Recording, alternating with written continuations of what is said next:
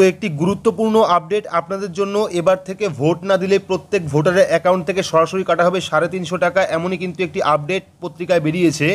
আর এই নিয়ে কিন্তু ইতিমধ্যেই ইলেকশন কমিশন অফ ইন্ডিয়ার তরফ থেকে একটি নোটিশ জারি করা হয়েছে। তো বিস্তারিত আজকের ভিডিও থেকে আমরা দেখে নেব যে কাদের কাদের অ্যাকাউন্ট থেকে টাকা কাটা হবে বা কীভাবে টাকা কাটা হবে, বা এই যে খবর সেটা সত্যি না মিথ্যা, পুরো বিষয়টি জানতে হলে অবশ্যই ভিডিওটি শুরু থেকে শেষ পর্যন্ত দেখবেন। ভিডিওটি ভালো লাগলে লাইক করবেন, চ্যানেলটিকে সাবস্ক্রাইব করে পাশে রাখা বেল আইকনটি প্রেস করে নোটিফিকেশন অল করে রাখবেন, সবার সুবিধার্থে ভিডিওটি শেয়ার করবেন। তো চলুন শুরু করি। তো এখানে দেখতে পাচ্ছেন এবার ভোট না দিলেই অ্যাকাউন্ট থেকে কাটা হবে 350 টাকা, নতুন নিয়ম আনছে নির্বাচন কমিশন। তো বিস্তারিত আমরা দেখে নেব এখান থেকে। তো এখানে দেখুন, সম্প্রতি নেট মাধ্যমে একটি খবর খুব ভাইরাল হচ্ছে।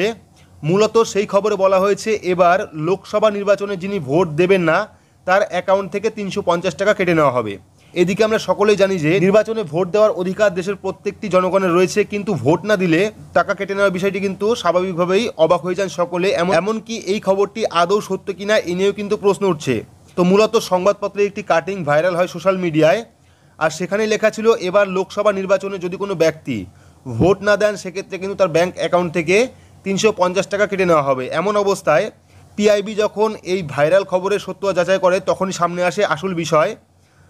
তো এই খবরটি ভুয়ো বলে গণ্য করা হয় পিআইবির তরফ থেকে। পাশাপাশি জানানো হয় নির্বাচন কমিশন এই ধরনের কোনো সিদ্ধান্ত নেয়নি।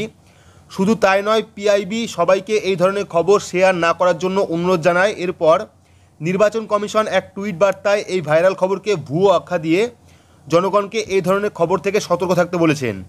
তো এখানে আপনারা ভাইরাল খবরটা দেখতে পাচ্ছেন। এখানে কিন্তু পিআইবি ফ্যাক্ট চেক যে টিমটা আছে তারা কিন্তু একটি টুইট করেছিল, যেখানে কিন্তু একটা নিউজ পেপারে কাটিং ছিল এবং সেখানে লেখা ছিল যে এবার থেকে ভোট না দিলে অ্যাকাউন্ট থেকে 350 টাকা কাটা হবে, এবং ইলেকশন কমিশন অফ ইন্ডিয়ার তরফ থেকে কিন্তু একটি টুইট করা হয়েছে।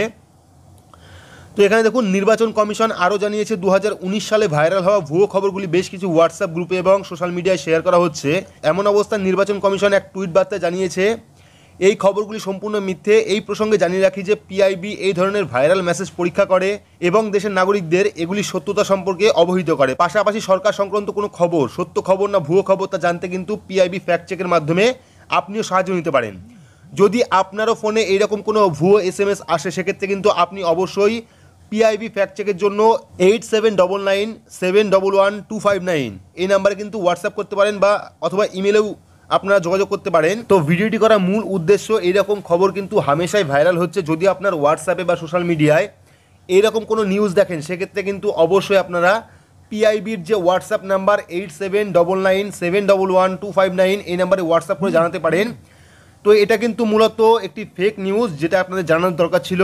অবশ্যই আপনারা এই নিউজ হয়তো পেয়েছেন বা পাবেন ভবিষ্যতে, সেই জন্য কিন্তু আজকের এই ভিডিওটি করা, কোনো রকম অসৎ উদ্দেশ্যে এই ভিডিওটি করা নয়। তো ভিডিওটি আপনাদের কেমন লাগলো বা আপডেটটি আপনাদের কেমন লাগলো অবশ্যই কমেন্ট বক্সে কমেন্ট করে জানাবেন। ভিডিওটি ভালো লাগলে লাইক করবেন, চ্যানেলটিকে সাবস্ক্রাইব করে পাশে রাখা বেল আইকনটি প্রেস করে নোটিফিকেশন অল করে রাখবেন, সবার সুবিধার্থে ভিডিওটি শেয়ার করবেন। তো আজকের মতো এটুকুই, ধন্যবাদ।